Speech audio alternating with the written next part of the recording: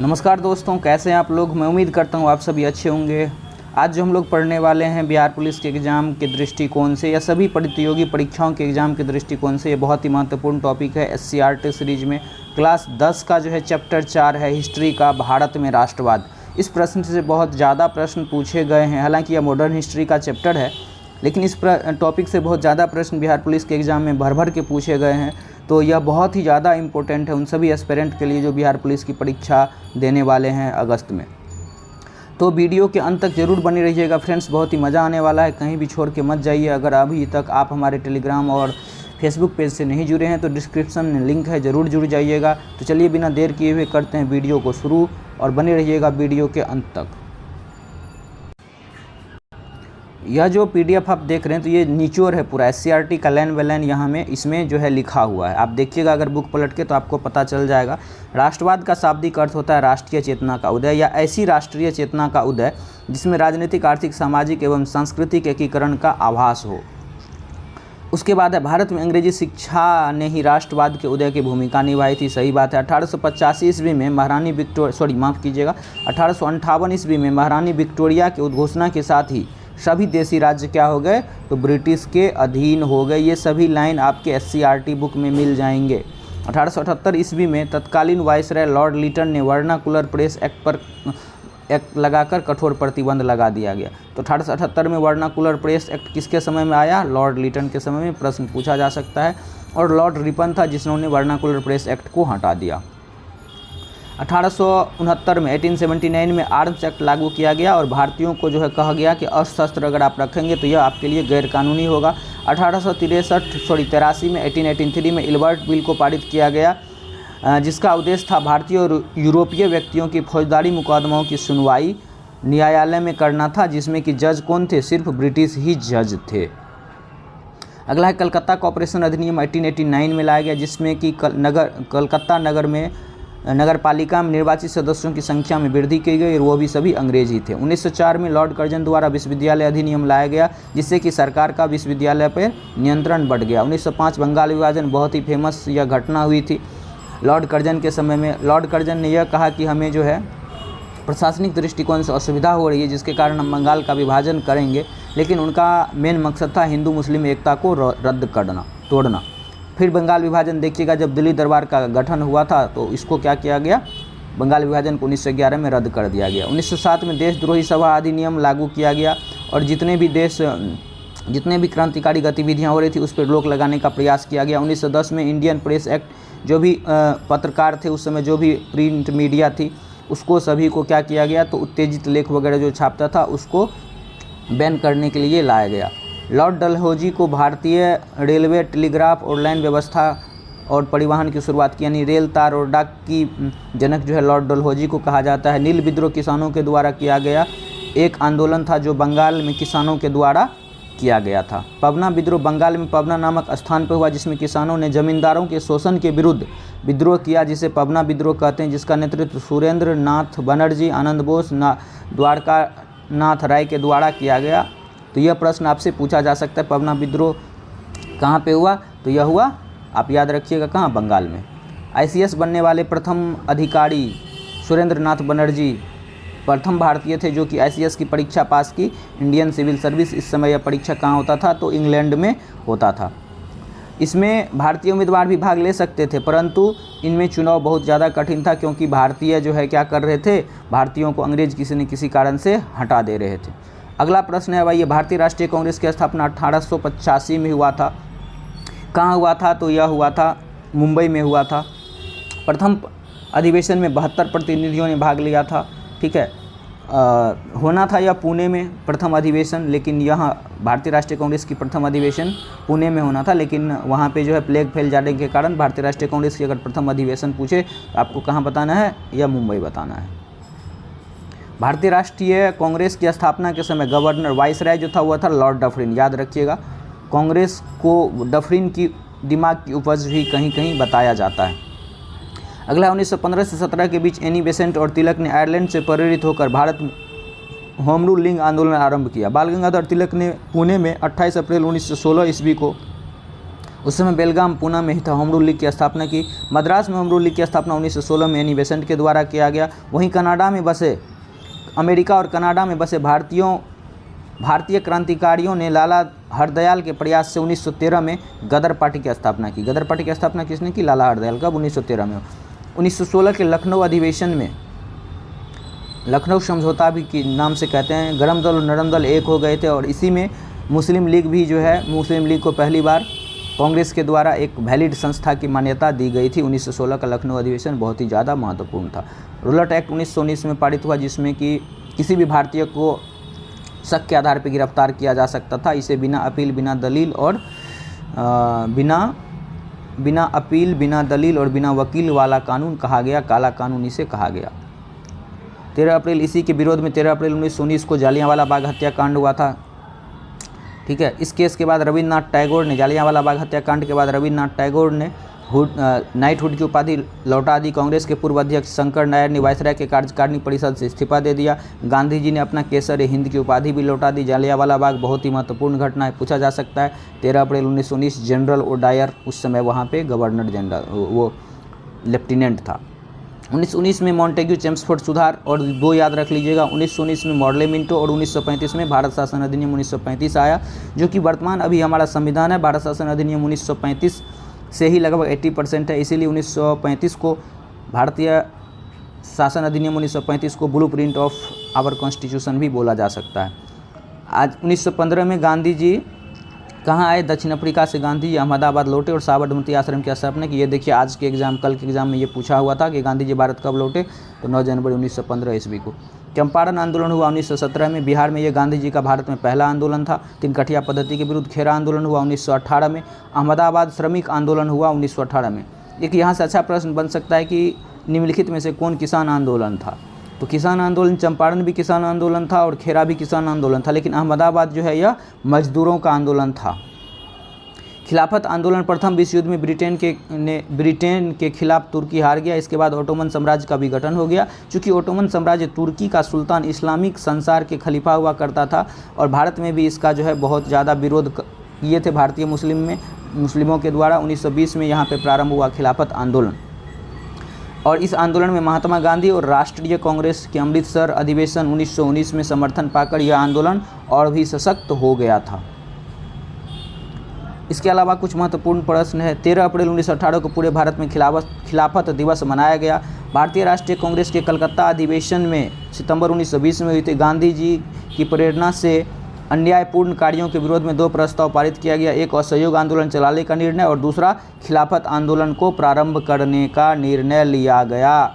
दिसंबर 1920 में कांग्रेस के नागपुर अधिवेशन में कलकत्ता अधिवेशन की प्रस्ताव की पुष्टि की गई तथा स्वशासन के जगह स्वराज का लक्ष्य रखा गया। तो ये सभी फ्रेंड्स इंपॉर्टेंट प्रश्न है जो भी मैं बताते जा रहा हूँ लाइन बाय लाइन। आप लोग 2-3 बार जरूर पढ़िएगा। असहयोग आंदोलन 1920 से 22 में महात्मा गांधी के नेतृत्व में चलाया गया था। यह प्रथम जन आंदोलन था जिसके 3 प्रमुख मुद्दे थे। पहला मुद्दा था खिलाफत का मुद्दा, उसके बाद जो है दूसरा मुद्दा था कि पंजाब में जो जालियांवाला बाग हत्याकांड हुई थी उसके लोगों को न्याय प्राप्त करना, और तीसरा था स्वराज की प्राप्ति। ठीक है, उसके अलावा अगर हम देखें असहयोग आंदोलन तो यह हुआ था 1 अगस्त 1920 को प्रारंभ हो गया था। चौरी चौरा हत्याकांड के वजह से असहयोग आंदोलन को 5 फरवरी 1922 को स्थगित करने की घोषणा की गई और फाइनली 12 फरवरी 1922 को असहयोग आंदोलन को क्या किया गया? ख़त्म कर दिया गया। सविनय अवज्ञा आंदोलन 1930 में हुआ। साइमन कमीशन की अगर हम बात करें तो 1919 में, पहले ही मैंने बता दिया था, मॉन्टेग्यू चेम्सफोर्ड सुधार अधिनियम एक्ट को पारित करने के समय ब्रिटिश सरकार ने यह घोषणा की थी कि प्रत्येक 10 वर्ष के पश्चात कानूनों की समीक्षा होगी, जिसके कारण कुछ समय पहले ही 1927 में ब्रिटिश सरकार ने इंडियन स्टैच्यूटरी कमीशन का गठन किया गया, जिसे साइमन कमीशन का नाम दिया गया। इसमें 7 सदस्य थे, कोई भी भारतीय नहीं था, सभी अंग्रेज था, जिसके अध्यक्ष थे सर जॉन साइमन। ये आपसे पूछा जा सकता है। साइमन कमीशन का बहुत ज़्यादा विरोध हुआ क्योंकि इसमें एक भी भारतीय नहीं थे। याद रखिएगा 3 फरवरी 1928 को साइमन कमीशन कहाँ पहुँचा? तो 3 फरवरी 1928 को साइमन कमीशन बम्बई पहुँचा। 8 नवंबर 1927 को इसका गठन किया था। यह क्वेश्चन बिहार शिक्षक भर्ती में अभी पूछा गया है, तो यह महत्वपूर्ण है, आप इसको ज़रूर याद रखेंगे। इसके अलावा जो है फ्रेंड्स कुछ महत्वपूर्ण और पॉइंट्स को हम देखते हैं। पूर्ण स्वराज की मांग की गई दिसंबर 1928 में। कांग्रेस का वार्षिक अधिवेशन लाहौर में जवाहरलाल नेहरू की अध्यक्षता में हुआ। बहुत ही महत्वपूर्ण प्रश्न है यह भी। 31 दिसंबर 1929 को मध्यरात्रि को रावी नदी के तट पर नेहरू ने तिरंगा फहराया तथा स्वतंत्रता के प्रस्ताव को पढ़ा कि अब हम स्वतंत्र हो गए और प्रत्येक साल हम 26 जनवरी 1930 को पूर्ण स्वतंत्रता दिवस मनाने की घोषणा की गई। दांडी मार्च जो है 12 मार्च 1930 को शुरू हुई और 5 अप्रैल 1903 को ख़त्म हुआ और 6 अप्रैल को गांधी जी के द्वारा नमक कानून को भंग किया गया। कारण यह था कि गांधी जी के द्वारा सविनय अवज्ञा आंदोलन शुरुआत करने का कारण था कि गांधी जी ने 11 सूत्री मांग इरविन को भेजा था, लेकिन इरविन ने उसे मानने से मना कर दिया था। इसी पर गांधी जी ने कहा था कि मैंने प्रेम से रोटी मांगी थी, लेकिन बदले में मुझे पत्थर मिला। अब आंदोलन का समय शुरू होता है। सविनय अवज्ञा आंदोलन की शुरुआत जो है 24 दिन चली थी, 241 मील और 78 या 79 अनुयायियों के साथ गांधी जी शुरू किए थे। यह महत्वपूर्ण प्रश्न है, आपके एग्जाम में यह जरूर पूछा जा सकता है, जरूर इसको ध्यान रखिएगा। नमक सत्याग्रह। गांधी जी ने जब नमक कानून तोड़ा, पूरे देश में यह प्रथा चलने लगी। तमिलनाडु के तंजौर तट पर सी राजगोपालाचारी ने नमक कानून का भंग किया। उसके बाद मालाबार के कपलम ने कालीकट से पेथानूर तक नमक यात्रा की।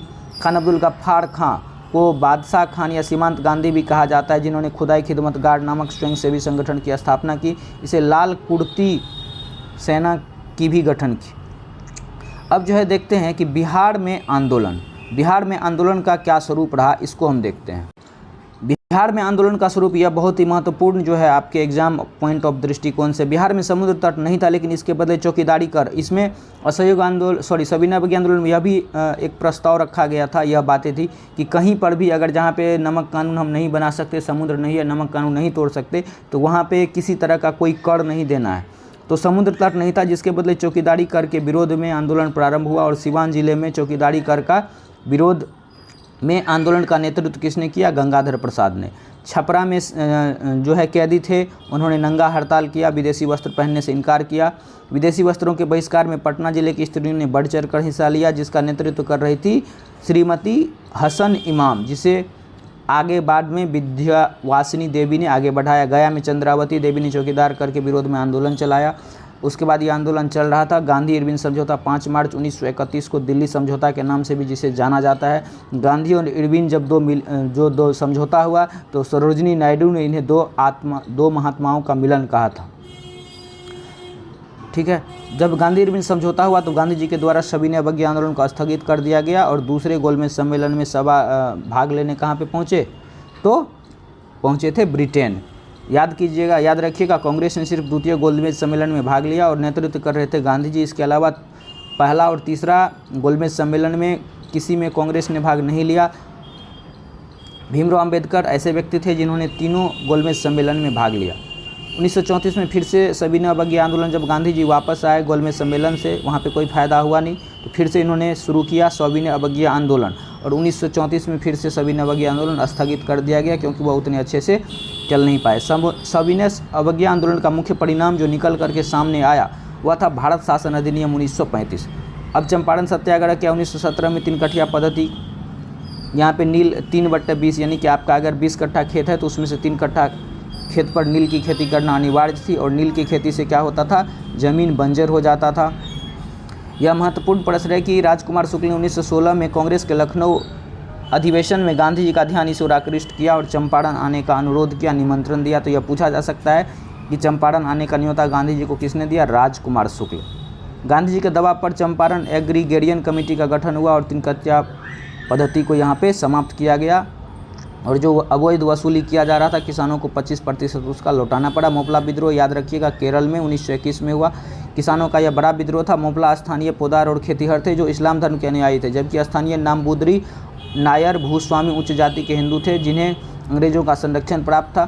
किसान पर टैक्स बढ़ा और विद्रोह का मुख्य कारण था यह। मोपला विद्रोह कब हुआ? केरल 1921, जरूर याद रखिएगा। बारदोली 1928 गुजरात के सूरत में बारदोली तालुका में लगान वृद्धि के कारण हुआ, जिसमें कि सरदार वल्लभ भाई पटेल की अहम भूमिका थी। अब यहाँ खेरा पूछा गया था एग्ज़ाम में, तो आपसे अब बारदोली भी पूछा जा सकता है, तो इसको आप ज़रूर याद रखिएगा। और इसी में उन्हें सरदार की उपाधि महिलाओं के द्वारा दी गई थी।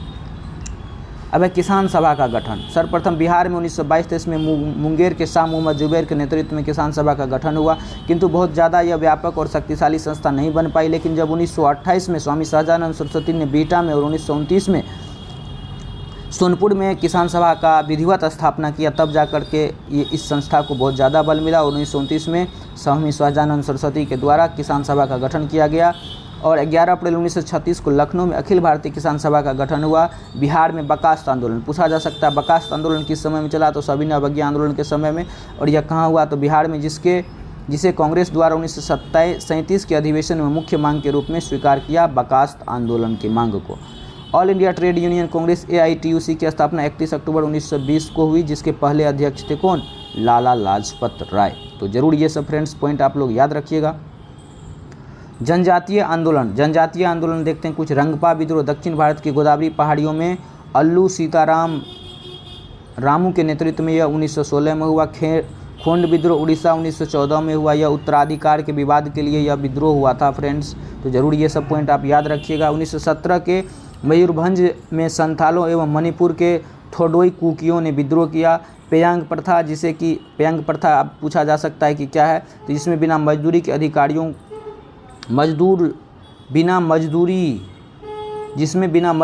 अधिकारियों के सामान उठाने के लिए आदिवासियों को बाध्य किया जाता था, यानी कि पैसा नहीं मिलता था लेकिन सामान उठाना था। भारतीय राष्ट्रीय कांग्रेस एलन एक्टोवियम ह्यूम ने 1884 में भारतीय राष्ट्र संघ की स्थापना की और बाद में लाला लाजपत राय के दादा भाई नौरोजी के नाम सुझाव पे इसका नाम बदल करके भारतीय राष्ट्रीय कांग्रेस कर दिया गया था। ये मैंने पहले ही बता चुका है। 28 दिसंबर 1885 को भारतीय राष्ट्रीय कांग्रेस की स्थापना हुई। प्रथम अध्यक्ष वेमेश चंद्र बनर्जी थे। 72 लोगों ने भाग लिया। 1905 में करजन के द्वारा बंगाल विभाजन किया गया। 1907 में सूरत अधिवेशन में नरम दल और गरम दल में कांग्रेस दो भागों में बंट गई। वामपंथी राष्ट्र का प्रथम प्रयोग फ्रांस की क्रांति में देखने को मिलता है। भारत में कम्युनिस्ट पार्टी की स्थापना 1920 में M.N. रॉय ने ताशकंद में किया। भारतीय कम्युनिस्ट पार्टी की स्थापना, ये प्रश्न पूछा हुआ है बहुत बार एग्जाम में। 1929 में AITUF का गठन किया गया। All India trade union federation की स्थापना की गई। लेबर पार्टी भारत में पहला किसान मजदूर पार्टी थी। 1931 में बिहार समाजवादी दल की स्थापना जयप्रकाश नारायण के द्वारा किया गया। फॉरवर्ड ब्लॉक की स्थापना सुभाष चंद्र बोस ने किया था, जब 1939 में उन्होंने कांग्रेस के अध्यक्ष पद से इस्तीफा दिया था। सुभाष चंद्र बोस से प्रश्न जरूर पूछा जाएगा, आप देख के जाइएगा। मुस्लिम लीग के बारे में देखते हैं। 1887 में लॉर्ड डफरिन ने कांग्रेस को हिंदुओं की पार्टी कहकर संबोधित किया था। विलियम हंटर नामक अंग्रेज ने अपनी पुस्तक में अंग्रेज मुस्लिम मित्रता पर काफ़ी बल दिया। सर सैयद अहमद खान ने 1877 में एंग्लो ओरिएंटल कॉलेज की स्थापना अलीगढ़ में किया। लॉर्ड हार्डिंग के द्वारा 1911 में बंगाल विभाजन रद्द किया गया और बंगाल विभाजन लागू हुआ। लॉर्ड कर्जन के समय 1905 आगा खान ने मुस्लिम लीग की स्थापना की नींव रखी। 1906 में ढाका में नवाब सलीमुल्लाह खां ऑल इंडिया मुस्लिम कन्फेडेंसी नामक संस्था पर सुझाव दिया और बाद में नाम बदलकर मुस्लिम लीग हो गया। मुस्लिम लीग के संस्थापक 1906 में स्थापना हुआ। कहाँ पे हुआ? यह हुआ ढाका में, नवाब सलीमुल्लाह खां और आगा खां के नेतृत्व में।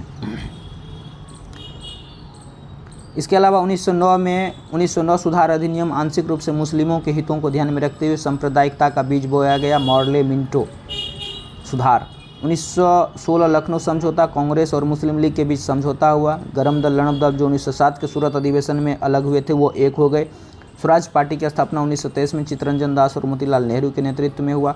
1923 में स्वराज पार्टी का प्रथम सम्मेलन इलाहाबाद में हुआ। राष्ट्रीय स्वयंसेवक संघ RSS की स्थापना 1825 में केबी हेडगेवार के द्वारा किया गया। 1875 ईस्वी में बम्बई में दयानंद सरस्वती ने आर्य समाज की स्थापना की और वेदों की ओर लौटो ऐसा नारा दिया। 1909 में लाला लाजपत राय के सहयोग से लाला लालचंद्र ने कांग्रेस की आलोचना करते हुए कहा कि प्रत्येक हिंदू पहले हिंदू है बाद में भारतीय है। 1915 में हरिद्वार में मदन मोहन मालवीय के द्वारा हिंदू महासभा की स्थापना की गई और बाल गंगाधर तिलक के अनुयायी ही श्री केबी हेडगेवार ने 1925 में नागपुर में राष्ट्रीय स्वयंसेवक संघ की स्थापना की, जिसका उद्देश्य क्या था? तो भारतीय नव युवकों को अनुशासित और चारित्रिक बनाना था। तो ये आपका देखिएगा बहुत ही महत्वपूर्ण प्रश्नों की सीरीज है। अब कुछ अभ्यास प्रश्न है जो कि चैप्टर के एंड में दिए गए हैं, आप जरूर देख लीजिएगा। गदर पार्टी की स्थापना 1913, लाला हरदयाल। जलियांवाला बाग हत्याकांड 13 अप्रैल 1919 को। लखनऊ समझौता 1916 में हुआ। असहयोग आंदोलन का प्रस्ताव कांग्रेस के किस अधिवेशन में पारित हुआ? सितंबर 1920, जिसकी अध्यक्षता लाला लाजपत राय ने की थी। भारत में खिलाफत आंदोलन 1919 तुर्की देश के शासक के समर्थन में हुआ। सविनय अवज्ञा आंदोलन की शुरुआत किसने की? 1930 में हुई। दांडी यात्रा से पूर्ण स्वराज की मांग कब किया गया? 1929 लाहौर अधिवेशन, जवाहरलाल नेहरू अध्यक्षता थे। आरएसएस की स्थापना 1925 के.डी. हेडगेवार के द्वारा। वल्लभ भाई पटेल ने सरदार की उपाधि बारदोली सत्याग्रह में दिया गया। तो ये सभी बहुत ही महत्वपूर्ण प्रश्न थे और ज़रूर वीडियो को 2 से 3 बार देख के जाइएगा। बहुत सारा प्रश्न आपको इस वीडियो से सीधे सीधे आपके एग्ज़ाम में देखने को मिलेंगे फ्रेंड्स। तो वीडियो कैसा लगा, कंटेंट कैसा लगा, कमेंट बॉक्स में ज़रूर कमेंट कीजिएगा। लाइन बाय लाइन आप SCRT अगर पढ़ेंगे तो ये सारे पॉइंट्स आपको क्रीम निकाल करके मैंने दे दिया है। तो चलिए फिर मिलेंगे नेक्स्ट वीडियो में नेक्स्ट अपडेट के साथ। अगर और भी कोई टॉपिक या कोई वीडियो की ऐसी डिमांड है तो आप ज़रूर हमें कमेंट्स बॉक्स में बताइए, ताकि मैं आप लोगों के लिए और भी अच्छे अच्छे वीडियो लेकर के आऊँ। तो चलिए फ्रेंड्स, मिलते हैं नेक्स्ट वीडियो में नेक्स्ट अपडेट के साथ। जय हिंद।